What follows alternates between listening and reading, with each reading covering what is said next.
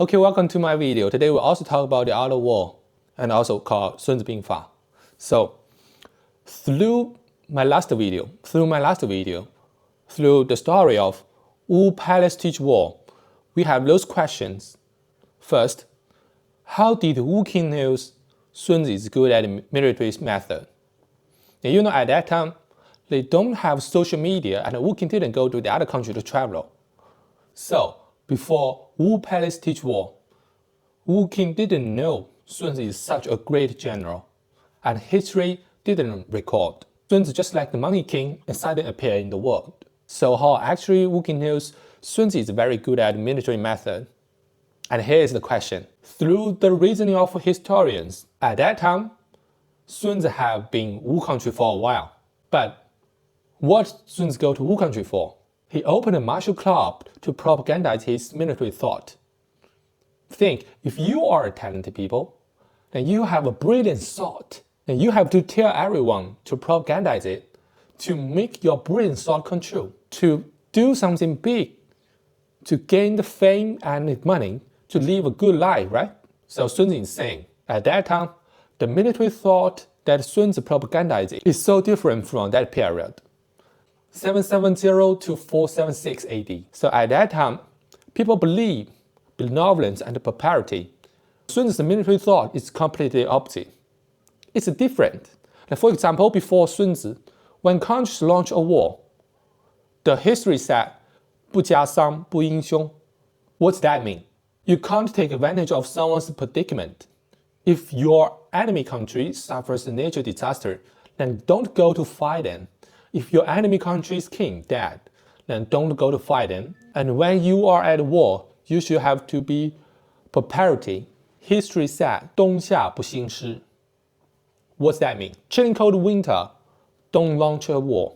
Scorching heat summer, don't launch a war. Before Sun Tzu, the war was like this. Well, from that time, the military thought and war rules make war fighting like a gentleman-like thing. But Sun Tzu is so different. He is so opposite from that. Now Sun Tzu said, 兵者诡道也，兵以诈立，攻其不备，出其不意. He shows when we at war, we should take advantage of your predicament, which is totally opposite from the benevolence and the prosperity before. So, other people feel so new. A new thought shock. People spread his military thought from ear to mouth, mouth to ear. His thought is so new, so unique, so novelty, so that many people are interested in and know, so that Sun Tzu's fame finally reached at Wu King's ear, and Wu King knew in his country have such a special genius. Then Wu King called out Sun Tzu in his palace. That is the first question we discuss in the story, Wu Palace teach war. The second, why Wu King need to use noble consort and concubines to test Sun Tzu? So here is such a question in ancient China. The traditional benevolence and prosperity mind was so deeply rooted in that time's people's mind and influenced Wu King's thought so deeply. But now, the military thought of Sun Tzu is new. It's touched Wu King.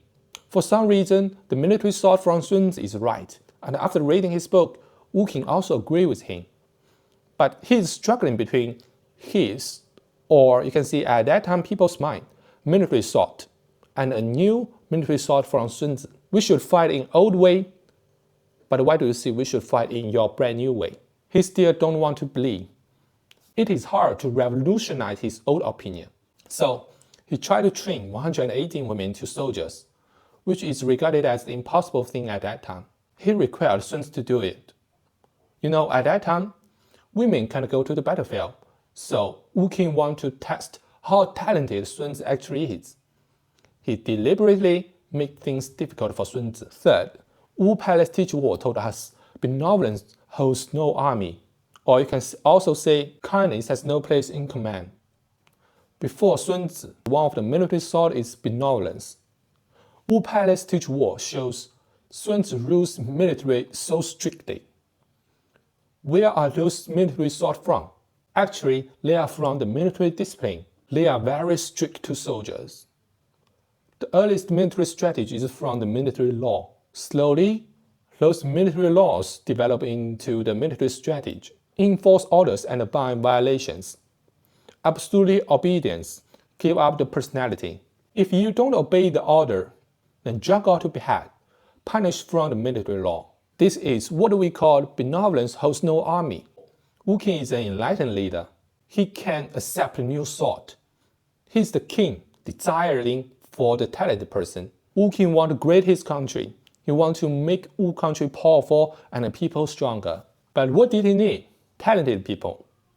Even though Sun Tzu killed my 2 noble consorts. But what I gain is a talented, good at war general, and also a political theorist. Someone can train the army, but they can't write books. Someone is good at theory, but they can't lead the army. But Sun Tzu can do everything. So even though Sun Tzu beheaded his 2 noble consorts, even though Sun Tzu mocked him, Wu Qin still didn't kill Sun Tzu. Wu Qin still put Sun Tzu in an important position. And let's think back. What if Wu Qin is a foolish monarch? He was angry and killed Sun Tzu. Then the history totally changed. The Wu country can reach to the highest position above all the country during Chunzhou period. So it is because Sun Tzu is talented, and it is because Wu Qin need him. Then those 2 people can work together and create a miracle. In that way, Sun Tzu Bingfa, or the art of war, can go out of the book to the battlefield and become the military thought and help Wu Qin win so many wars. In that way, the art of war can be passed to now. As we all know, Sun Tzu Bingfa is a unique military book, but in which point it is unique? And what is the differences from the other military book at that time? And why this book have such a big charm and influence? You know, at that time, Sun Tzu is just a young man at his 20s. It is because at that time Sun Tzu's military thought are so different from that period. Before Sun Tzu, when kings launch a war, they need to be benevolent. They think war is a kind of the aristocrat things. And while they at war, they need to be open and above board. It is a fair play. About this, history said, 君子不崇商，不勤二毛，古之为君也，不以主爱也。寡人虽亡国之余，不鼓不成列. Actually, these sentences told us a story. What is the story? In 638 AD, Song king launched a war with Chu country nearby a river. The Song army arrived early, but the Song army have less people than Chu army. Then Chu army had to cross the river to meet Song army. So at this time, the Song general said, King, let us start a war and attack them. This is the best timing to attack, because the enemies are in the middle of the river. With the water help and they can't keep a good formation, then we can win easily. But Song king said, don't attack. He said, they're not prepared. We don't take advantage of their predicament. So, the Song army standing there and waiting.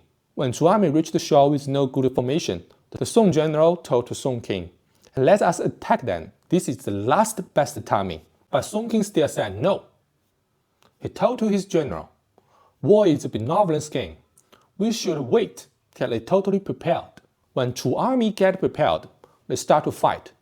After war drum beating, those 2 armies start to fight. But not for so long. The Song king lost this war.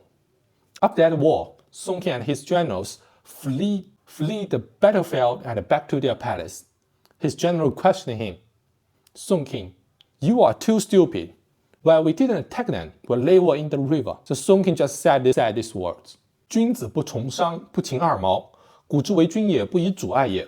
寡人虽亡国之余，不鼓不成列. A king with benevolence won't attack those enjoyed soldiers, won't attack those old soldiers, won't take advantage of tyrant. So, in late generations, many people don't like him. His benevolence is a stupid pig. You see how noble he is and how gentleman he is.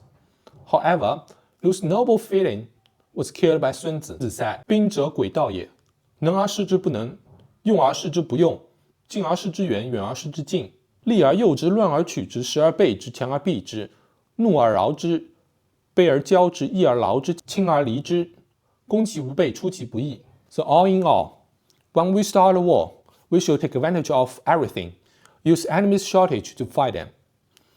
The military thought from Sun Tzu was anti-chain. It doesn't follow the morality. war means killing people. In the battlefield, Sun Tzu shows, the biggest thing is life and death question. Don't talk martyr with me. So you can use everything. You can use everything. Which is good? You use which? So The Art of War started Chinese military strategy. 孙子兵法, The Art of War is a unique book. Where it's unique? Not only military read it, but also the folk people like to read it. Some entrepreneurs regard it as the business Bible. Why they regard it as a business Bible? And why those entrepreneurs have to read The Art of War, a military thought book? Follow me and I will show you in my next video.